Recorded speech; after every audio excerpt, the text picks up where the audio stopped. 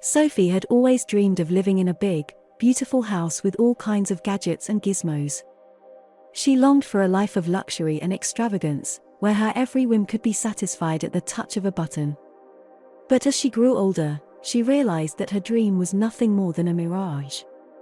She had spent so much time chasing after the things she thought would bring her happiness that she had lost sight of what truly mattered. One day, while walking through the park, Sophie came across an old man sitting on a bench, feeding the pigeons. She struck up a conversation with him, and before she knew it, they had been talking for hours.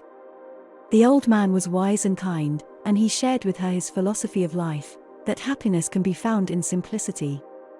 Sophie was skeptical at first. She had always believed that the more she had, the happier she would be. But the old man's words stuck with her, and she began to think about the things that truly brought her joy. She realized that it was not the expensive possessions she owned, but the simple pleasures of life: a warm cup of tea on a rainy day, a good book, a walk in nature. Slowly but surely, Sophie began to simplify her life. She sold her big, flashy car and bought a bicycle. She downsized her apartment and got rid of all the excess clutter that had been weighing her down.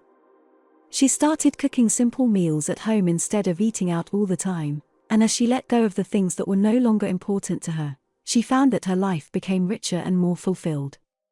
She had more time and energy to devote to the people and activities she loved.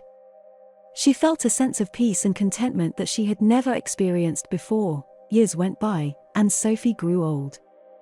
But she never lost sight of the wisdom the old man had shared with her all those years ago. She remained grateful for the simple joys of life, and she knew that she had found true happiness in the quiet, unassuming moments that made up her days.